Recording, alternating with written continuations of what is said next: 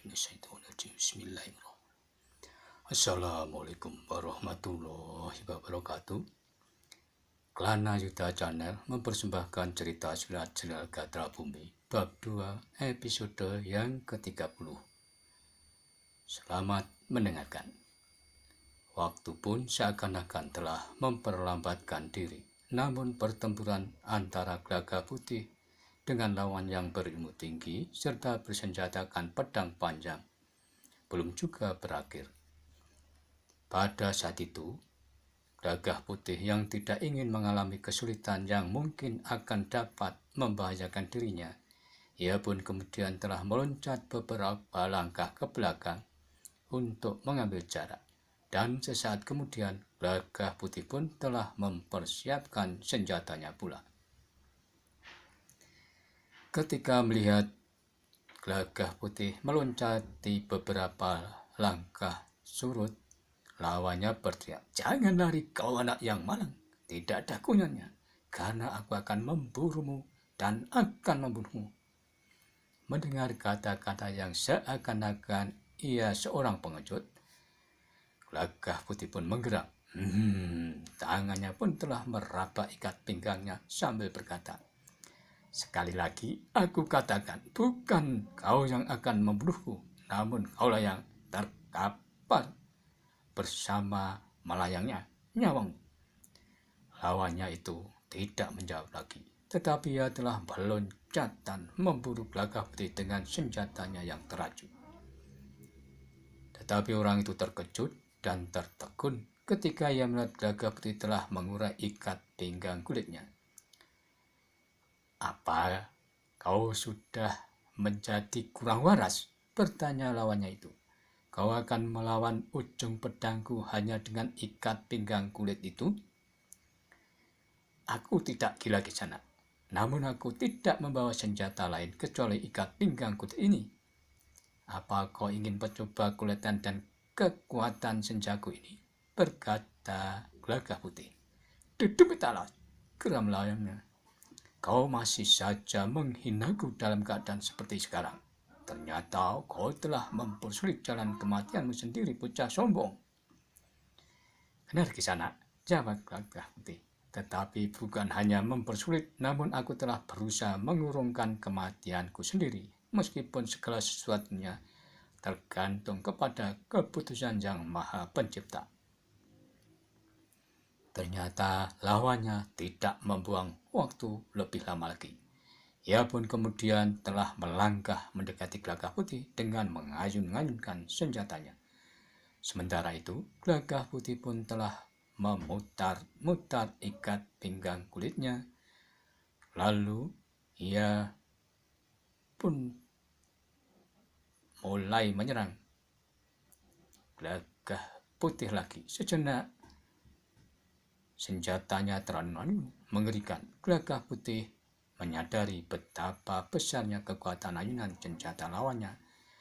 Dari desing yang menggaung susul-menyusul bagaikan ombak menerjang batu karang, Gelagah Putih berkata dalam hatinya, "Orang ini ternyata memiliki ilmu mapan dalam ulah senjata." Maka dengan demikian Gelagah Putih pun harus mempergunakan segenap kemampuannya pula. Ia harus berloncatan menghindar, namun ia pun harus meloncat pula untuk menyerang lawannya. Dalam putaran awal, Gelagah Putih masih merasa ragu untuk membenturkan senjata secara langsung. Walaupun ia mampu memecahkan batu hitam sebesar anak kerbau dengan senjatanya berhiaskan besi baja itu, namun apakah senjatanya tidak akan rompal jika membentur tajamnya senjata lawan? Tetapi dalam keraguan itu, Gelagah Putih menjadi semakin terdesak.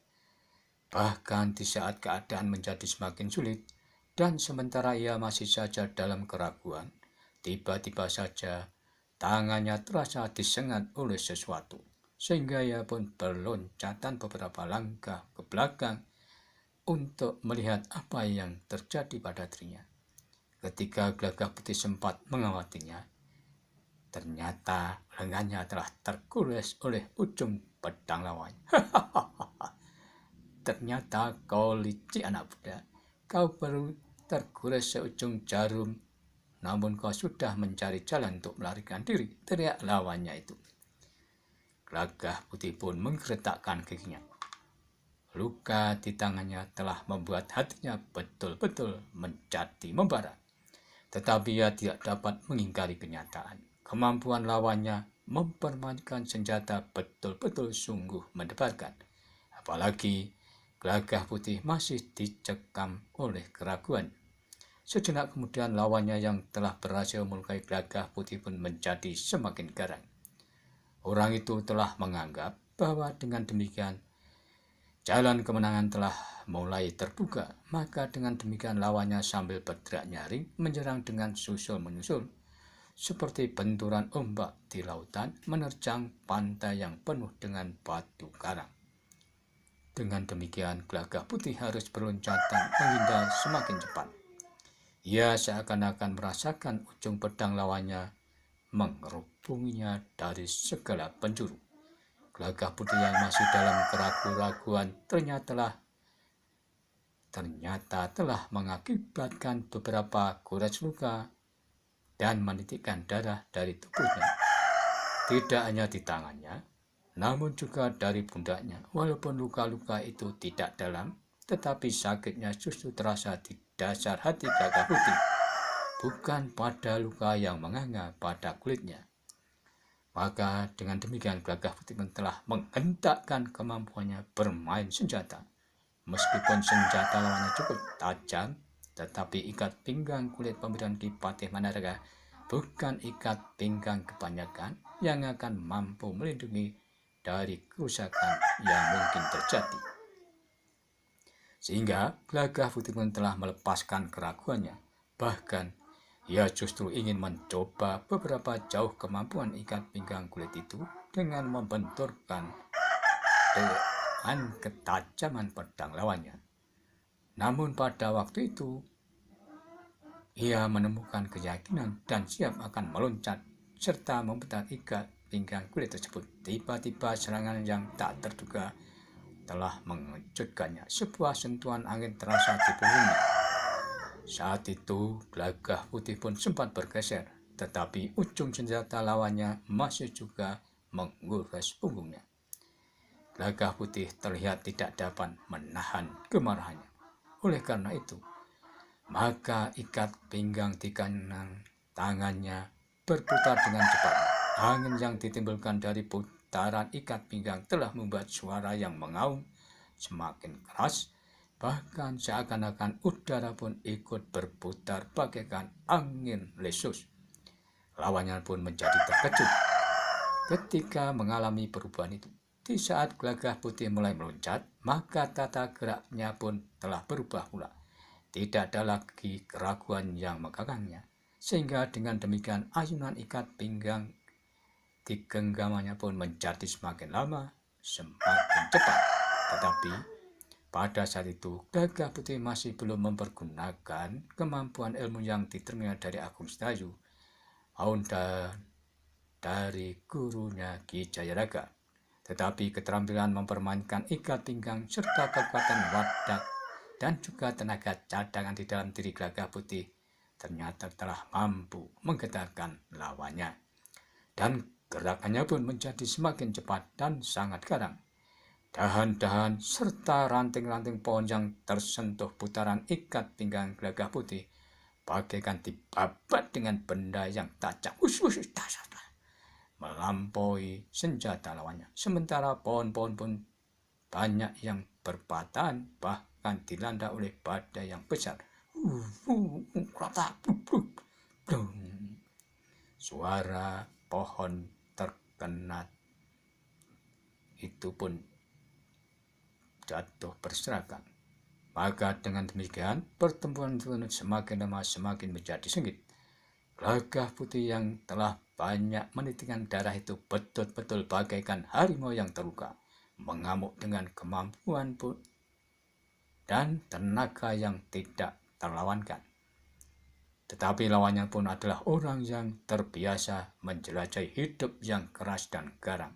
Oleh karena itu, Betapapun jantung orang itu berdebaran, tetapi ia justru telah mengerahkan kemampuannya. Apalagi di saat orang itu melihat bahwa luka lawannya yang masih muda itu telah memerah oleh darah, sementara keringat telah mengalir semakin banyak di permukaan kulit Gelagah Putih, maka luka itu pun menjadi semakin putih dan menambah rasa perih dan membuat kemarahan Gelagah Putih seakan-akan tidak terbendungkan. Lalu Gelagah Putih semakin keras mendesak lawannya yang membuat gerak lawannya menjadi semakin sempit. Gerumbul-gerumbul bedu yang membatasi medan kadang-kadang justru dapat memberikan perlindungan kepada lawannya yang harus berlari-larian, menghindari serangan yang semakin keras dari Gelagah Putih. Ternyata lawan Gelagah Putih itu terlalu sulit untuk melawannya. Tetapi ia sudah terlanjur melukai anak muda itu dan bahkan dengan sungguh-sungguh berusaha membunuhnya. Oleh sebab itulah ia melihat seakan-akan anak muda itu tidak lagi memberikan jalan keluar lagi baginya dari pertempuran itu. Sebetulnya rasa pedih dari luka di tubuh anak muda itulah yang membuatnya semakin marah. Di saat Gelagah Putih sampai ke puncak permainnya dengan ikat pinggangnya, maka benturan-benturan pun menjadi semakin serang. Ketika lawannya itu mengerahkan kemampuan dan kecepatan gerak mengayunkan senjatanya mengarah dada Gelagah Putih, maka anak muda itu pun telah mempergunakan senjata dengan kemampuan yang dilampaui oleh kekuatan yang ada di dalam dirinya untuk membenturnya kembali lagi. Maka benturan yang keras pun telah terjadi. Namun Gelagah Putih telah betul-betul siap. Oleh karena itu, maka ia pun telah mengeterapkan kemampuan ilmunya yang seakan-akan mengalir menyusuri ikat pinggangnya, sebagaimana di saat ia membenturkan ikat pinggang itu ke batu hitam sebesar anak kerbau. Lawan Gelagah Putih betul-betul terkejut, walaupun beberapa kali senjatanya telah menyentuh senjata anak muda itu, tetapi pada saat Gelagah Putih mengerahkan kemampuan ilmunya, rasa-rasanya senjata orang itu bagaikan membentur besi baja. Bahkan satu hentakan yang sangat kuat telah mengerenggut senjatanya sehingga terlempar jatuh beberapa langkah dari dirinya. Lawannya terkejut bukan buatan. Dengan serta-merta ia pun telah meloncat beberapa langkah surut. Namun Gelagah Putih tidak dapat memburunya. Tiba-tiba saja beberapa orang telah bersama-sama menyerangnya dari arah yang berbeda. Ternyata orang-orang itu yang sedang menyebar di beberapa tempat yang seakan-akan mengepung tadi. Namun dengan cepat Gelagah Putih menghindari. Tetapi pada saat bersamaan terdengar suara isyarat dari lawan Gelagah Putih yang akan diburunya. Sebuah suitan yang nyaring telah menggetarkan suara udara. Gelagah Putih tertegun sejenak, sedangkan Gatra Bumi dan Putut Yudhoklana segera mempersiapkan diri untuk menghadapi sesuatu yang bakal terjadi. Gelagah Putih segera menyadari apa yang akan terjadi, sehingga ia pun juga mempersiapkan diri. Namun saat itu Gelagah Putih telah kehilangan waktu sekejap. Ia melihat lawannya dan beberapa kawannya telah berloncatan ke arah yang berbeda. Orang tersebut telah berpencar ke gerombolan. Oleh karena itu, Gelagah Putih harus dengan cepat mengambil keputusan. Tanpa diduga, ia justru meloncat ke arah lawannya yang bersenjata pedang yang tajam tadi. Seakan-akan lawannya tersebut telah menarik Gelagah Putih untuk mengejarnya. Dengan mengentakkan kekuatannya, Gelagah Putih meloncat menyusul. Namun lawannya itu berlari cukup cepat. Bahkan sekali-sekali orang itu mampu mempergunakan gerumbul-gerumbul berdu untuk menghindar kejaran dari Gelagah Putih. Gelagah Putih pun bertambah marah, sehingga tiba-tiba saja tidak sempat berpikir di saat ia sudah berada selangkah di belakang orang itu. Sebelum orang itu mampu memperjauh jarak, maka Gelagah Putih telah mengayunkan ikat pinggangnya. Begitu kerasnya ayunan ternyata Gelagah Putih yang melampaui batas daya tahan orang itu. mengakibatkan lawannya terbanting jatuh terguling-guling di tanah berbatu-batu padas. Orang itu berteriak kesakitan, "Aduh!" Namun sesaat kemudian teriakan itu pun putus untuk selamanya.